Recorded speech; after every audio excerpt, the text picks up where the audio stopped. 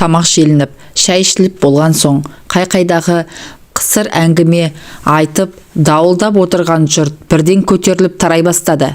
Елдің ең соңында қалған Кеделбай ақсақал шығып бара жатып: «Ал шырағым Беделбай, әркімге әбүйір берсін. Құдайдың басқа салған осы шығар. Еделбай бейшара соғыста жасым болмағанда бәрі де басқаша болар еді ғой. Қалғанымыз аман болайық», деді. Үн-түнсіз тұрған Беделбай жұрт аяғы басылған соң сыртқа шығып, дарбазаның есігін жауып, ілгегін салды. Ішке кіргенде ас үйде ыдыс-аяқ жүріп жүрген Баршагүлден басқа ешкім қалмапты. Сәлден соң қайтадан шай демдеп әкелді. «Қайнаға», деді даусы бұзылып, «айыпқа бұйырмаңыз. Ініңіздің қаза болғаны туралы военкоматтан хат алған соң төркініме қайтып кетейін дегенмін. Бірақ ол жақта да мені күтіп отырған адам жоқ. Алда-жалда сіз мені некелеп алсын деп те ойлаған емеспін. Үлкен қайнаға осылай шешкен екен. Мен де дейін, Құдайдың басқа салғанына көнемін де», деп қыстығып жылап жіберді. «Қой шырағым, жылама, денсаулығыңды ойла, ешкімге ренжіме. Еделбайдың ошағын өшірмей, түтінін түтетіп отыра бер. Қолымнан келгенше жәрдем беремін», деді Беделбай. Біраз үнсіздіктен соң қабырғаға жақындап төсек салынды. Келіншек шамның жарығын басып сыртқа шығып кетті. Содан әзер дегенде қайтып кіріп, шешініп төсекке жатқан еркектің жанына келіп сызылып тұрып қалды. Осыны күткендей, Беделбай басын көтеріп, жаңа ғана өзімен некесі қиылған келінін құшағына алды. Болар іс болды. Бұл бейшараны жылатып сықтатпай, тезірек бетін ашып алу керек. Бұрын келінім еді, енді некелі алған қатыным. Құдай алғанда да, жұрт алдында арым таза деп ойлап үлгерді. Діріл қаққан әйелді Айшайға қаратпай шешіндірді де әрекетке көшті. Әп сәтте-ақ ентігіп қалыпты. Аздап демін алды.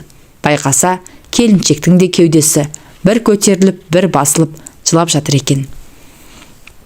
«Жылама дедім ғой саған. Егер разылығың болмаса, таңертең ауылыңа апарып тастаймын». Беделбайдың даусы қаттылау естілді. «Жоқ», деп іле жауап кетті әйел. «Мен ризамын сізге. Сізді құрметтеймін. Сіздің басыбайлы әйеліңіз боламын. Тек сіз менен қол үзіп кетпейсіз бе? Қанша дегенмен бала шағаларыңыз, Камила абысын бар. Оны көреміз әлі». Беделбай екішті жауап қатты. Айтса айтқандай, келінін некелеп алу туралы әңгіме көтерілгеннен бастап, үйдегі Камила өнер ашқан, жоқ жерден жанжал шығарып, қиғылық салған, төркініме кетемін деп секірген. Ақыры Кеделбай аға 4-5 қарияны ертіп келген, оны жөнге шақырған соң келісім берген. Тағы да кім білсін, Беделбайдың одан әрі бірдеңені ойлауға шамасы жетпеді. Кеудесі тікірейген, денесі жұмыр, құлын мүшесінің бәрі орнында жас келіншек оны өзіне тарта түсті. Аттың басын қоя берді. Жастықтың соңы кәріліктің басы дегендей бұл жолы ұзаққа шапты. Өзі байқамайды екен, әжептеуір қуаты бар екен. Түн жарымы ауғанда олар су жылытып жуынып шайынып алды да төсекке қайта жатты. Беделбайдың сілесі қатып қалған екен. Ертеңіне ұзын сәскеде бірақ оянды. Баршагүл үйдің ішін қайта жинастырып, есік алдына су сеуіп, сыпырып, айнада етіп қойыпты. Ақсамауырын бурыл бұрқырап қайнап тұр. Екеуі отырып шай ішті. Әркім өз ойымен отырды. Айтарын да еш нәрсесі жоқ қалмағандай. Бәрі түсінікті еді. Беделбайдың енді 2 үйі, 2 қатыны бар. Қаласа анда, қаласа мұнда болады. Соған лайықты тәшіпші да еселенеді. 2 отбасының ішіп жемін, керек жарағын туралап тұру керек. Әсіресе 2 әйелдің, 2 жақтағы балалардың жағдайын жасау керек. Иә, Құдай берсе, бұл жақта да балалар болады. Беделбайдың ойы біраз жерге дейін барды. Сұйықтап жатқан соң, жұмысқа да шықпай қалдым. Мен кетіп қалсам, шайды кім құйып береді деп ойладым. Баршагүл өзін кінәлаған адамдай санап, жайлап тіл қатты. 3 күнге дейін жұмысқа шықпайсың, заң сондай, деді Беделбай. Баршагүл үнсіз қалды. Азанғы шайды ішіп болған соң, Беделбай сыртқа шығып, үйдің айналасын ретке келтірді. Қыстан қалған көп жылдан бергі жиылып қалған қоқысты да отқа жағып, күлін егін жаққа шашты. Түскі тамақтан соң да қора қопсыны жөндеп, отын жарып, су суарып, едәуір еңбектенді. Қанша дегенмен еркектің аты еркек, көп нәрсе орнына келді. Мына қызықты қара, Беделбай өмірінде бірінші рет болса керек, кештің батуын асыға күтті. Түндегі көрген қызықты тағы да көргісі келді. Бәрін көз алдынан өткізді. Әкесі Өтелбай 4 қатын алған адам еді. Алғашқы екеуі аурудан қайтыс болыпты. Олардан бір бала бір қыз қалған. Ағасы Кеделбай мұнымен іргелес тұрады. Ал ұлды қызды егіз перзенті бар. Кенжесінен басқасының бәрі үйленген. Үлкен әпкесі Күнзия тау жаққа үйленген. 10 балалы ардақты ана. 3-ші әйелін әкесі неге екенін белгісіз төркініне апарып тастапты. Одан бір қыз туған екен, сол жақта жүріп үйлі баранды болды. Алғашқы баласын үйлендірер кезде ауылға келіп, мұндағы бауырларымен табысып тойына шақырған. Содан бер барыс келіс үзілген емес. Өз шешесінен Беделбайдың артынан Еделбай мен Жеделбай деген балалар ерді. Еделбай соғыстан оралмады. Жеделбай Құдайдың бір боз қойы. Құдай қолдап алған әйелі пысық болып шыққаны, әйтпесе бала шағасы 5 теріп кететін екен. 1 жыл соғысып жарақат алып, Беделбай ерге оралды да, Еделбайдың ақыры мынау болды. Ол сүр бойдақ болып жүріп, соғыс басталардың алдында 2 ай бұрын ғана үйленген еді. Мұндай боларын кім білген, әйтпесе уақытылы үйленер ме еді. Соғыс бітіп, әскерге кетіп аман қалғандар елге оралған соң, хабарсыз кеткендердің ағайын туғандары оларға іздеу салуға кіріскен. Бұлар да сөйтті. Жасы ұлғайып егде тартқан Кеделбай ағасы әскери комиссараттың есігін тоздырып жүріп, інісінің соғыста қайтыс болғаны туралы министрдің қолы қойылып, мөрі басылған қағазды алды. Ағайын туған, бауырын жоқтап, біраз жылап сықтады. Қошқар сойып, Құдайы берді. Сөйтіп жүргенде ауылда пайда болған бір ақсақал Еделбайдың жесірі Баршагүлді айналшықтап жүріп алды. Сонда байқаған Беделбай әлгіні қызыл ала қан қылып ұрып тастаған. Бірақ әлгі де өлімтік екен. Кетер болмады. Содан Кеделбай Беделбайды шақырып алып Баршагүлді некелеп алуды талап етті. Сыртта қараңғы қоюланды. Ақыры кешкі астың дастарханы жиналып, кешегідей төсек салынды. Бірақ неге екені белгісіз, сыртқа шығып кеткен Баршагүл жақын арада ішке кіре қоймады. Оны тағатсыз күтіп жатқан Беделбай шыдамай орнынан тұрып, есік алдында бүрісіп отырған жерінен оны үйге жетектеп алып кірді. Әйел қарсыласқан жоқ. Тіпті төсекке жатқан соң Беделбайды құшақтай алды. Күні бойы тер сіңген іш киіміне тұмсығын тығып біраз жатты. Одан әрі өз көйлегін өзі жоғары сыпыра бастады. Байға тиіп еркектің күшін сезініп үлгермеген байғұс келіншек осы 4-5 жылдың ішінде жабайланып ақ қалған екен. Кешегі күннен соң әйелді құштарлығы оянып, енді міне не істеп не қойғанына есеп берер емес. Түні бойы ойда жоқта қолы жеткен еркектің салмағын сезініп, есесі кеткен жылдардың қызығын қайталап алмаққа жанталасты. Ұят аят дегенді ысырып тастап, шыбын жаны шырқырап ыңқылға басты. Қанша уақыт екені белгісіз, есінен адасқандай болған келіншек өзін өзі келді. Істеген қылығына өлердей өкінді. Бірақ, бұл сонша не істеп қойды. Жан тәнімен берілі ойнап күлгені өзінің некелі ер емес пе? Құдай да мұның мүсіркегені шығар. Артық кетсе кешірер. Ерлі зайыпты екеуі құштарланып, құшақтарын айырып, бір мезет жатып демдерін алды. Қайнаға деді бір уақытта Баршагүл, сіз маған ұрысып жатқан жоқсыз ба? Ұятсыз екен демейсіз бе? Я, ұрысып жатырмын. Сенің мені қайнаға дегеніңе? Жоқ, әлде біздің ерлі зайыпты екеніміз бекер ме? Егер бекер болмаса, бұдан бұлай мені өзімнің атыммен атай алмасаң, отағасы немесе қожайын дегенің дұрыс шығар. Мұны естіген Баршагүлдің жүрегі орнына түсті. Осыдан апта өткен соң Беделбай өз үйіне келді. Балалары қуанып жүріп, келіп амандасты. Әсіресе кішкене сары қызы мойнынан құшақтап, қатты да қалды. Беделбайдың жүрегі елжіреді.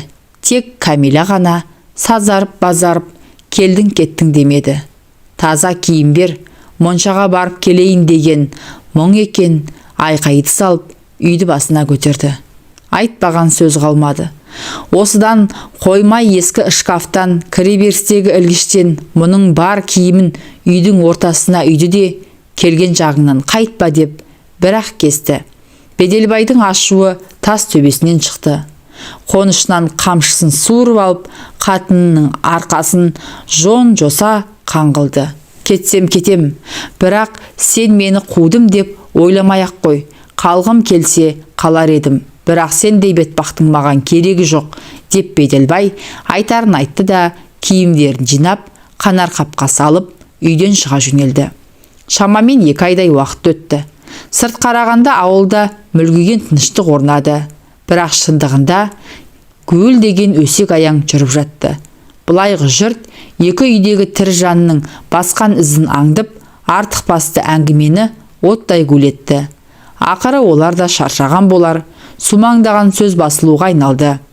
Беделбай мен Баршагүл құдды Төлеген мен Қыз Жібектей тұрып жатты. Қосылғандарына 1-2 ай өтер-өтпестен Баршагүлдің құрсақ көтергені белгілі болды. Баланың иісінен зар болған келіншек жүрегі жарыла қуанды. Сондай күннің бірінде кешке таман әдетіне басып, қақырынып түкірініп, Кеделбай ақсақал үйге кіріп келді.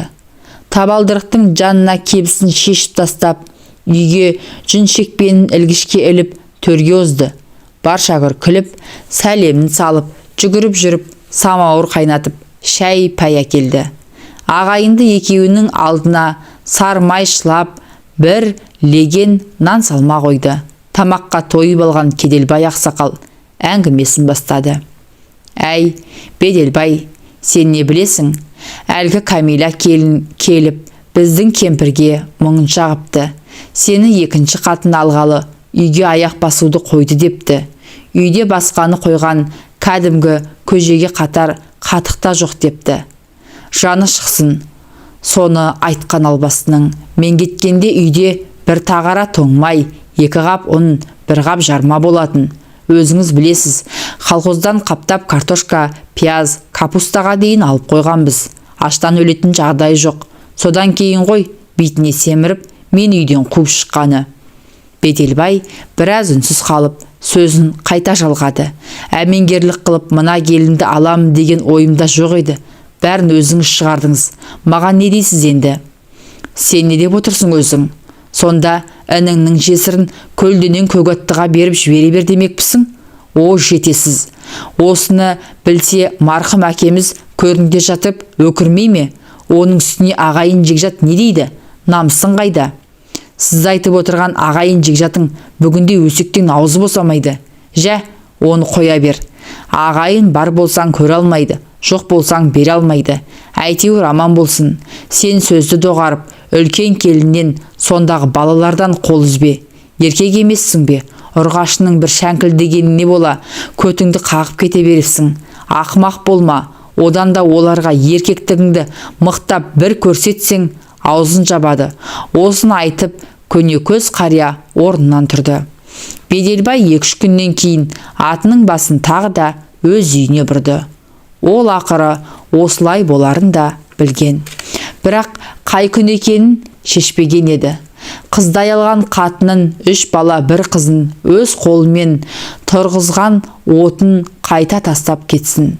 Соңғы күндері өзі де олқылы толқылы болып жүрген. Енді міне көкесінің сөзі қамшы болып, жорға атын сипап, қамшылап келе жатыр. Жолай дүкенге бұрылып, қоржыннан 2 бас қант, кәмпит, шәй, пішіни бәрін алып толтырды. Күн ясына батар сәтте ат тұяғын дүрсілдетіп үйіне тақалғанда, баяғы әдетімен Камила алдынан шығып, шалбарына жармасты. Бұл оның сонау қыз кезінен қалыптасқан әдет еді. Шылбырды апарып дертеге байлады. Содан кейін ақ Беделбай жағдайының дұрыс болатынын бірден түсінді. Артық аспай әңгіме болған жоқ. Беделбайдың да іші жылып, үй жайының, бала шағасының жағдайын жасап, 10-15 күн өткен соң Баршагүлдің үйіне қарай өтті. Мына қырсықты қара. Баршагүлмен тұрған 2 айдың ішінде ол әбден мұны бауыр басып қалған екен. сыңсылап жылап қарсы алды. Кеш батып төсекке жатқан соң одан бетер болды. Мен сізді енді ешқайда жібермеймін. Ал егер кетер болсаңыз, асыл өлем деп қиғылық салды. Тура есінен адасқан сияқты. Айтсаң түсінбейді. Мауқы басылсын деп біраз аймалап кеудесіне басып естен танатындай етті. Маңдайы тершіп, денесі езіліп, анау айтқандай алқынып қалды. Ой жаным-ай, рахат-най деп әлек-шәлегі шықты. Ақыры олар әдеттегідей жылы суға жуынып алып, терең ұйқыға шомды. 2 аптадан соң Беделбай үлкен үйге қайта жиналды. Дәл осы арада тағы да айқай-шу шықты. Екі көзі бұлаудай болып жылап, мен сізді ешқайда жібермеймін деп өзеурей түсті Баршагүл. Сіз кетсеңіз түн баласына ұйықтай алмай шығамын. Тек күндіз ғана көз шырымын аламын. Осылай деген оның қос жанарынан жасы тыйылмады. Оған не дерсің енді? Амалының жоғынан үлкен үйге анда-санда, онда да бір түнге ғана баруға мәжбүр болды. Басқа уақытында тек күндіз ғана барып, үйдің тірлігін тындырып келеді. Бұған Кәлиманың жаны қалай шықпасын. Құрсағындағы баласын туып алғанша шыдай тұрайық деп оны әзер көндірді. Уақыт сағаты жетіп, Баршагүл ұл босанды. Атын Кеделбай ақсақалға қойдырды. Азан шақырып, нәрестенің атын Жырынтай қойды. Неге олай қойдыңыз деп сұраған адам болған жоқ. Ар шауып, бер шауып, екі үйдің арасын жол қылған Беделбай әсіресе екі қатынның ебін табамын деп өлердей болды. Кейтіндері екі қолын төбесіне қойып, басауған жағына кетіп қалғысы келді. Ақыры ойлап бір шешім шығарды. Үлкен үйдің арқа тұсынан 6 бөлмелі үй салып, Баршагүлді де көшіріп алды. Ұзын сапты дырау қамшы өріп алып, қатындардың жон арқасын осып алатынды шығарды.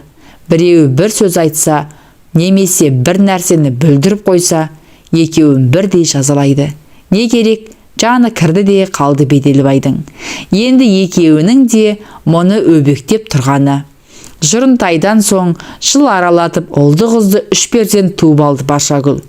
Бұл күндері салиқалы, сарқыраған қатын болды.